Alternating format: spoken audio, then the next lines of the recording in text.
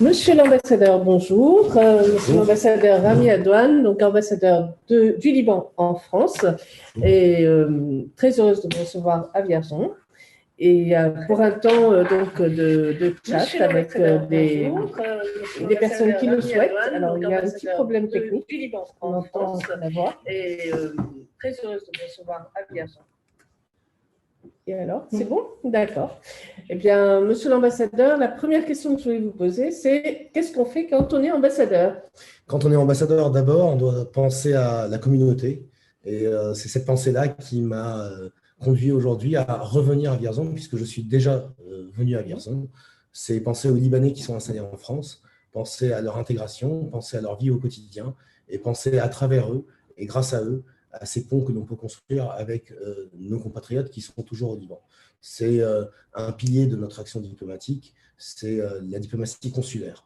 Et aujourd'hui, plus que jamais, avec les crises que le Liban traverse, l'intérêt que nous devons porter, l'attention que nous devons porter à nos compatriotes occupe largement l'essentiel de notre temps de travail. Je parle de nos compatriotes en général, mais depuis quelques années, depuis 2 ans, ce sont essentiellement des étudiants parmi la communauté libanaise installée en France ou fraîchement arrivée en France. Ce sont des étudiants auxquels nous consacrons le plus de temps. Parce que les étudiants ont des besoins financiers qui sont de plus en plus pressants du fait de la crise financière, parce que les étudiants ont des besoins de logement qui seront de plus en plus pressants, notamment du fait de la crise sanitaire, et parce que les étudiants ont des besoins de soutien psychologique, puisqu'ils n'échappent pas aux difficultés que la France traverse et qui sont, pour les étudiants libanais, cumulées avec les difficultés qu'eux-mêmes connaissent au Liban. Donc c'est essentiellement une diplomatie consulaire, mais il reste, bien entendu, pour l'ambassadeur du Liban en France, beaucoup d'autres formes de diplomatie.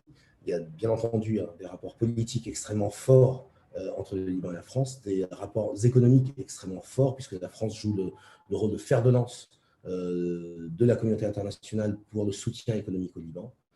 Et puis, il y a une valeur sûre de notre diplomatie, la diplomatie culturelle, une diplomatie que tu m'as permis d'enrichir tout à l'heure, Nadia, en me faisant visiter le beau musée, frais musée virtuel de la ville de Vierzon, un modèle qui, je l'espère, fera des émules chez nous au Liban.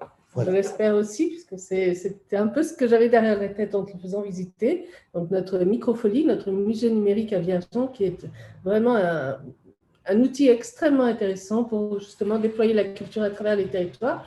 Et comme les échanges entre les pays, ce sont aussi des échanges culturels, ça pourrait être, en tout cas moi je le souhaiterais, une action que la France pourrait mener au Liban, puisqu'on sait que le Liban est un pays francophone, mais où la francophonie perd un petit peu de terrain.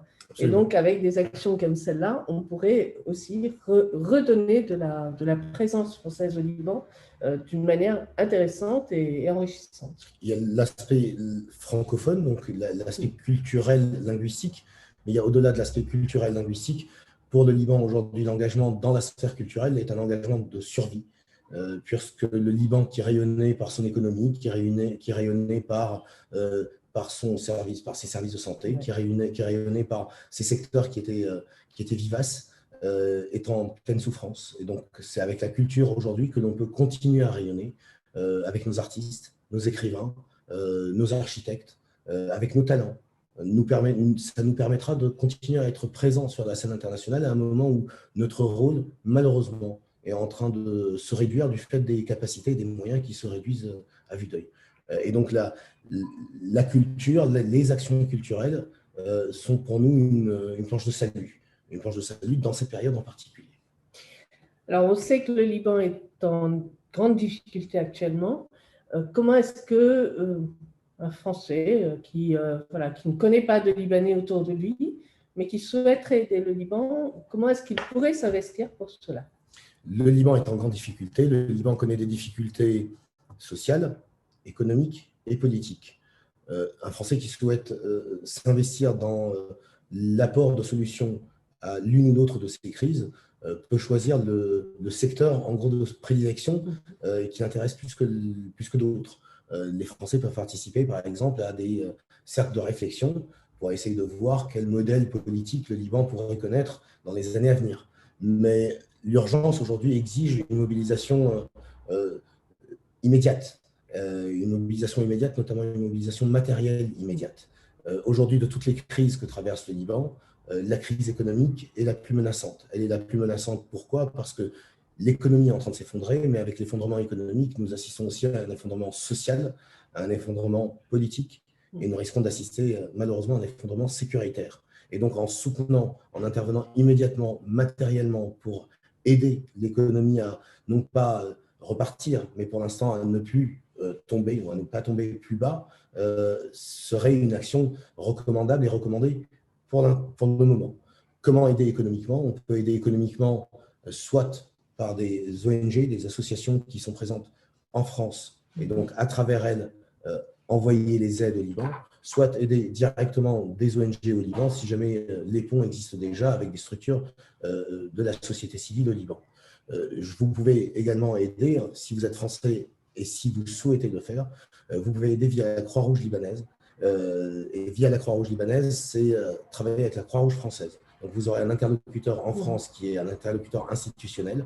Et la Croix-Rouge française a pris à son compte, notamment depuis l'explosion du 4 août, de continuer à fournir, en fonction des besoins émis par la Croix-Rouge libanaise, les médicaments qu'il faut pour un pays comme le nôtre qui ne produit pas ces médicaments et qui est condamné à l'importation de médicaments. Donc, on peut aider par soit l'envoi de médicaments à proprement dit, soit par la contribution matérielle pour que la Croix-Rouge française puisse acquérir les médicaments qu'il faut et les fournir à la Croix-Rouge libanaise. Il y a de nombreuses ONG, de nombreuses initiatives associatives qui existent en France et qui ont été lancées depuis le 4 août. Je ne saurais pas en promouvoir une pour ne pas en occulter d'autres. Elles sont toutes bien, elles émanent toutes d'un bon fond. C'est une mobilisation humanitaire, c'est une mobilisation humaniste. Et donc, les aider, c'est un peu aider son prochain. Et puis, le Liban a besoin de tellement d'aide que même si dans ce continuum entre les personnes qui veulent aider en France et les personnes qui reçoivent l'aide au Liban, il y avait un peu de perte en chemin, le chemin, la peine vaut d'être vécu. Le Liban a besoin que la mobilisation se fasse à tous les niveaux. Une mobilisation locale. Donc, dans vos communes, vous êtes essentiellement, je suppose que nos auditeurs aujourd'hui sont des habitants de Vierzon, mais dans vos communes, dans les environs de Vierzon, vous pouvez mobiliser les écoles, vous pouvez mobiliser les dispensaires pour créer des modèles de compagnonnage entre vos établissements, là où vous résidez, et les établissements de régions dont vous êtes originaire au Liban ou d'autres régions que vous pensez être capables de recevoir l'aide que vous allez leur apporter.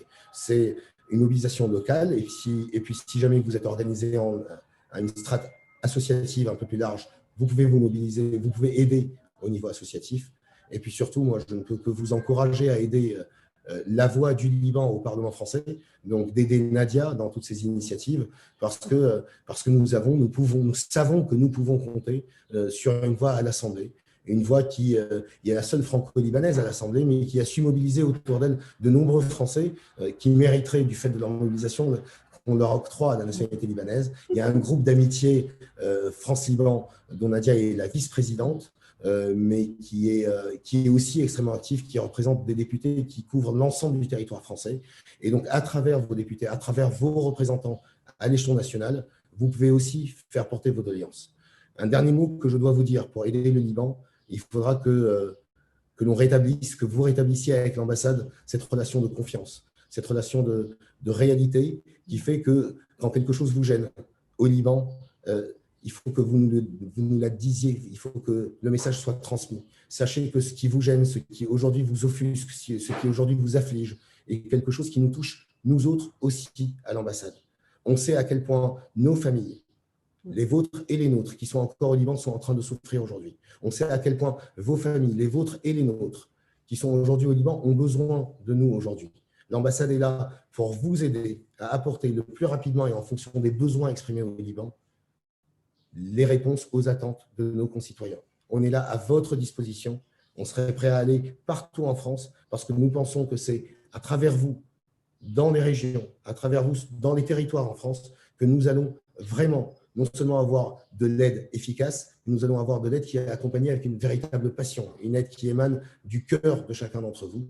Il y a un devoir de mobilisation parce que le Liban est en difficulté, il est en perdition, mais il y a aussi un cœur qui fait que la petite aide que vous allez apporter va réconforter beaucoup de gens au Liban. La petite mobilisation de votre école dans votre commune va apporter beaucoup de baume au cœur à une autre petite école dans une petite commune au Liban. Ce sont des petits gestes qui permettent de garder le moral, et en gardant le moral et en faisant les réformes dont on a absolument besoin au Liban, nous pourrons à ce moment-là récupérer la confiance. La confiance de nous autres Libanais, entre nous, pour construire un meilleur Liban, et la confiance de la communauté internationale, et notamment de la France, pour qu'elle nous accompagne dans ce chemin qui est un chemin vertueux. Le chemin vicieux, le chemin difficile, le chemin toxique, nous l'avons emprunté, il est derrière nous.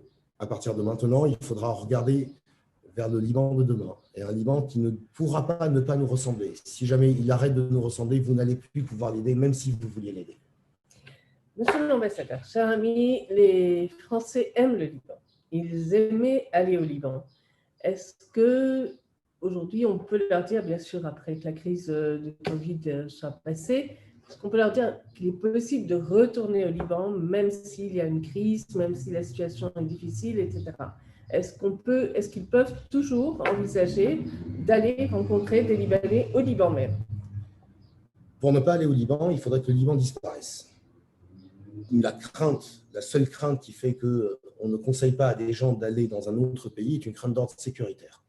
Aujourd'hui, le Liban n'est pas dans une zone sécuritairement dangereuse. Vous pouvez aller au Liban en toute sécurité. Donc, sur la question sécuritaire qui aurait été la ligne rouge, vous êtes dans la zone verte, très verte. En plus, aujourd'hui, le Liban n'a pas changé de géographie. Il garde le même climat, on garde les mêmes talents culinaires, on garde la même géographie et on garde toujours la même population, tellement attachante, tellement riche, tellement diverse.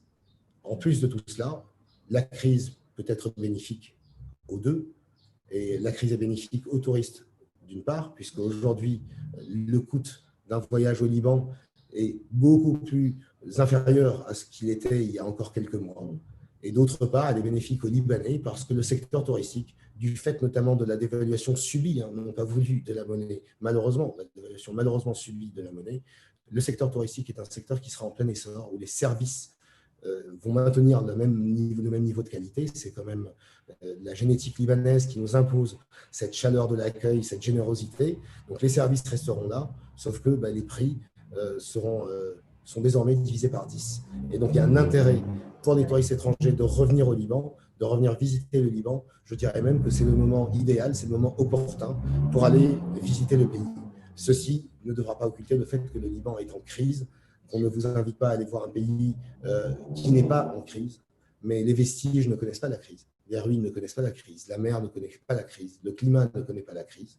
Malheureusement, les Libanais passent par une mauvaise période, et c'est notamment grâce aux touristes qui pourront retrouver le moral, et après le moral, comme je vous l'ai déjà dit, la confiance. Une dernière, c'est même pas une question, c'est que je vous invite à dire un petit mot d'espérance pour ce pays, en fait, à ceux qui nous écoutent. Aujourd'hui, le Liban connaît une crise peut-être une des plus graves qu'il ait connue. Est-ce que vous voyez un avenir qui va s'éclaircir et qu'est-ce que vous auriez à dire à ce sujet-là? Voilà, pour avoir une note optimiste. L'avenir qui s'éclaircit est un avenir qui est fait de développement, qui est fait de prospérité, une prospérité qui est une prospérité réfléchie, une prospérité articulée, non pas une prospérité chaotique, une prospérité qui mène vers la pacification, une paix interne au Liban, un vivre ensemble qui redevienne un vivre ensemble modèle, et puis un vivre ensemble dans la région qui ne dépend pas de nous, mais qui dépend des autres acteurs dans la région, qui soit un vivre ensemble pacifié. Mais pour arriver à ce développement-là, le Liban a quelques atouts dont il ne fera pas défaut, auxquels il va investir.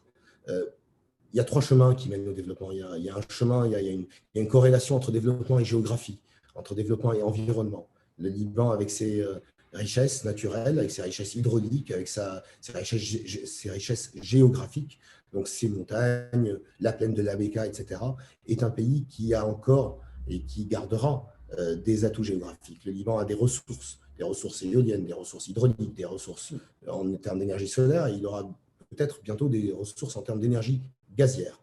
Donc le Liban a les moyens, sa géographie lui donne les moyens de contempler un chemin de développement qui soit un chemin de développement fructueux. Ensuite, le développement dépend d'un autre facteur. Il y a une autre corrélation entre le développement et la culture. Le Liban est un pays où la culture, prise au sens large, est extrêmement présente, extrêmement prégnante, extrêmement imposante. Quand on parle de culture, on ne parle pas uniquement de vestiges patrimoniaux, on ne parle pas uniquement de tourisme, on ne parle pas uniquement de bâti. On parle d'éducation. Quand on parle d'éducation, on ne parle pas uniquement de peintres ou de beaux-arts. On parle d'éducation, de formation professionnelle. Et quand on parle de formation professionnelle, on peut voir à travers les talents de nos médecins, à travers les capacités de nos ingénieurs, à travers le rayonnement de nos avocats, à travers le brio de nos architectes, au Liban et à l'étranger. On peut voir qu'on a un capital qui, malgré la crise, en dépit des difficultés que connaît le secteur de l'éducation, est un capital qui est largement préservé aujourd'hui. Et puis, il y a une troisième corrélation pour l'avenir du Liban, c'est une corrélation pour l'avenir développé du Liban, c'est la corrélation entre le facteur institutionnel et le développement. Malheureusement, le Liban connaît aujourd'hui une grave crise de ses institutions. Et le chemin de l'espoir, c'est un chemin de l'espoir qui se construira sur ses acquis géographiques, qui se construira sur cette richesse culturelle et qui se construira sur la volonté de tous les Libanais et de toutes les Libanaises de voir des institutions modernes, des institutions efficaces, des institutions transparentes, des institutions qui nous ressemblent, des institutions républicaines, repartir de plein pied pour faire fonctionner l'État, parce que c'est cette République, c'est cet État qui nous est cher, et c'est cet État qui nous motive, nous autres, pour que vous vous engagiez en tant que société civile, en tant que communauté expatriée, pour continuer à aider, et qui font que des fonctionnaires au service du public du Liban continuent tous les matins de faire leur travail avec tout leur cœur et surtout toute leur raison. Donc c'est l'envie de rebâtir, la volonté de rebâtir ces institutions qui doit nous motiver, en sachant que nous avons de gros acquis en termes de culture et de géographie, des acquis qui sont là, dont on ne se passera pas, mais qu'il faudra tout simplement bien utiliser comme des bonnes cartes d'atout au bon moment. Le chemin de l'avenir dépend de nous, dépend de vous qui m'écoutez, dépend de l'implication de chacun. Tant que nous serons en vie, il y aura de l'espoir. Tant qu'on pense à l'avenir, il y aura de l'avenir. Tant qu'on aura envie de partager ce que nous sommes, non pas ce que nous avons, mais ce que nous sommes en tant que Libanais, le Liban aura encore de la valeur aux yeux du monde.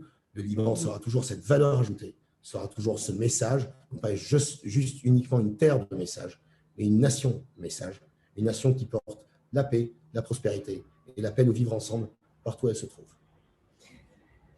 Un grand merci, c'est vraiment un grand honneur pour nous de vous recevoir, Monsieur l'Ambassadeur, de te recevoir, cher ami, à Vierzon. Je sais que ce n'est pas la première, mais ce ne sera pas la dernière fois. On espère pouvoir te recevoir bientôt à nouveau parce qu'on n'a pas pu faire tout ce qu'on voulait. Ça continue. Un grand merci à tous ceux qui nous auront écoutés. Je suis heureuse, encore une fois, de recevoir Monsieur l'Ambassadeur chez moi. Merci. Merci à vous. Merci.